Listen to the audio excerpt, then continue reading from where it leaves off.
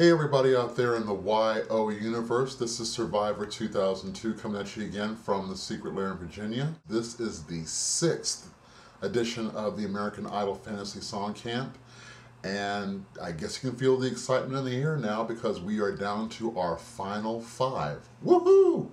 So that means that now that we have the cream of the crop, they're going to have to start really raising the stakes as far as the performances go, as well as the different genres they're going to have to perform and do well at. So first of all, I think I need to start off with a word of warning here for the complainers among you who have always said that the songs that they've made these kids perform have been too old for them and that it needs to be more contemporary music. Well, hate to tell you this, but if you thought disco was creaky, brace yourself. Because according to what my researchers turned up, the next theme for this coming week is going to be Rat Pack standards. Now, some of you will understand exactly what that means, and I would say that you're probably over 30 or more into my age range. The rest of you under that are probably going to be scratching your heads going, Rat what? What the hell is he talking about? Well, I'm not going to go into an extended version of the history lesson you're going to need to sort of bone up on these guys if you don't know anything about them. So I'm going to make it a little easier for you. On the side of the clip here where all the information is, I'm going to put a link to Wikipedia and to the Rat Pack page. It's a damn good page and it gives you a breakdown of exactly what these guys were all about. And I think you might enjoy it. It's one of those history lessons I don't think you'll fall asleep on, especially considering these guys were the original party animals. Take my word for it. They were. And if there's some way you can find some archival footage of these guys, maybe on YouTube itself or someplace on the web, it's worth checking out because these were some characters. I mean, they were legends in their own right individually. But you have to see these guys together and the way they operate. And they made quite a few movies too, but like I said before, all this stuff's going to be on the wiki page in Wikipedia. So go check that out, and I promise you, it'll be worth it. Now, as far as the songs that I picked for the people based on this theme, iTunes is probably your most useful tool in just hearing some samples, some sound bites of what this music sounds like, because for some of you, this will be stuff that not just your parents listen to, but your grandparents and possibly your great-grandparents. So how come I know so much about this stuff? Well, because I was raised partly on it. And jazz, and especially this particular kind of music, is stuff that I'm really familiar with. So for everybody else that's not so fortunate, like I said before, check out all the information and check out the sound clips. If not on iTunes, then on Amazon or something like that, Pandora, any place that might feature these sound clips and where you can do a search on them. But it's definitely worth checking out. You might find some new music you didn't realize that you liked before. At least I'm hoping you will. But in any case, now that we know what the theme is, I'm just going to go in and name some of the songs that I picked out. I think this is the week that they're all going to be performing 2 songs apiece. I'm not 100% sure about that, but based on what they might be doing, I went ahead and picked out 2 songs for each person and maybe a third that they might want to consider if they're looking over the list, because I'm sure a lot of these songs were very, very easy to clear since they're all standards.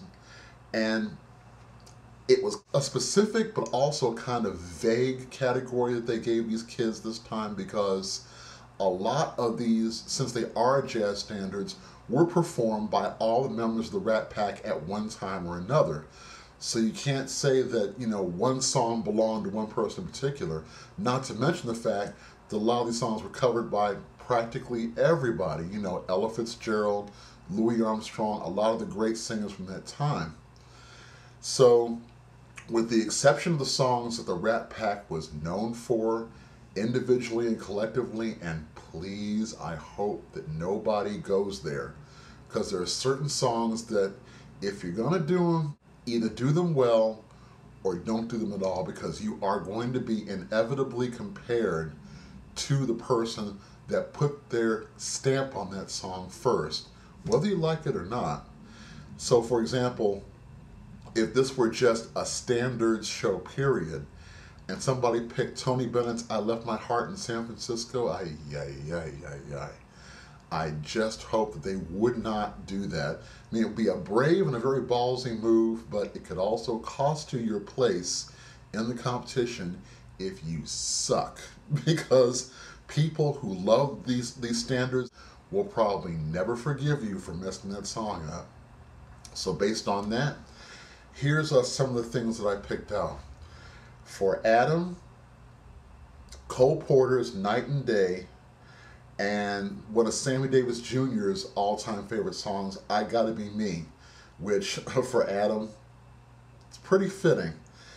And as a possible alternate between the two, there's a very famous, very haunting song called Nature Boy that I think that Adam would really have a great moment with. If you remember back when Fantasia was on and she did Summertime, and that was pretty much the moment people knew this girl's gonna win this competition. Nature Boy could very well be that very song for Adam. Not that I think he needs it at this point. I'm just gonna put it out there. I still think Adam is going to be the next American Idol. But this would definitely cement his place as far as that goes. Next, Allison. Because the Rat Pack was comprised mostly of guys, there were some girls who were sort of quote-unquote mascots for the Rat Pack, and some of them were singers, but not all of them. I think Shirley MacLaine and Liza Minnelli were sort of honorary members. It was a little difficult trying to find things for Allison, especially since she's more the rocker chick, and this is definitely not rock. You can't take these songs and just go, well, I want to be me, so I'm going to take this and make it into a rock song. Don't do that. The moment you've done that, you're out the door. These definitely have a time and a place and a certain sound to them that can't be changed, at least not all that much, not that radically.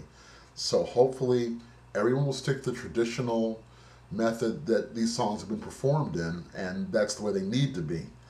But for Allison, I picked out The Lady is a Tramp, coincidentally enough, and I'm sure she can do that with a kind of tongue-in-cheek attitude that would really be great. What's New, which is a song that you might be familiar with from Linda Ronstadt back in, I believe the early 80s, doing her own album of jazz standards with the late Nelson Riddle, who was Frank Sinatra's arranger and orchestrator for a lot of his best-known songs. And the third song, well, the alternate song for Allison would be Ain't That a Kick in the Head.